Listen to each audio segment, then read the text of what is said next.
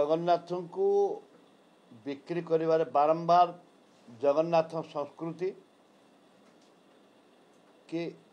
आघात करिबारे वेस्ट बेंगल बारंबार आघात करुछि। वर्तमान चारियार प्रचार चली जे पूरी की बाछंद कर सारा विश्व आसुछि पूरी की से तमे बाछंद हेले तमे बाछंद ही रही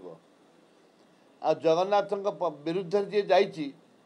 जगन्नाथ को जे एपट सेपट करिछि से ध्वंस हो जाइछि। ममता बानार्जी जो कथा करुचंती ये तांको प्रति शुभंकर नुह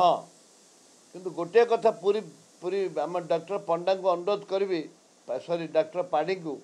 जे जगन्नाथ मंदिर मुख्य प्रशासक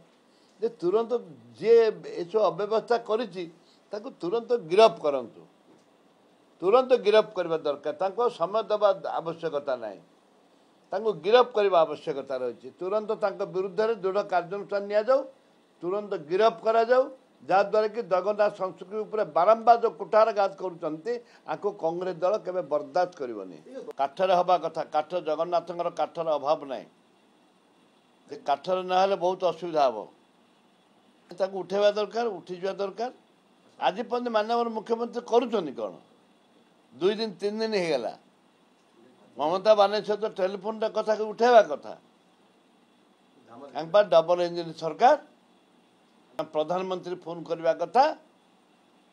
प्रधानमंत्री निजे इनवल्व हवा कथा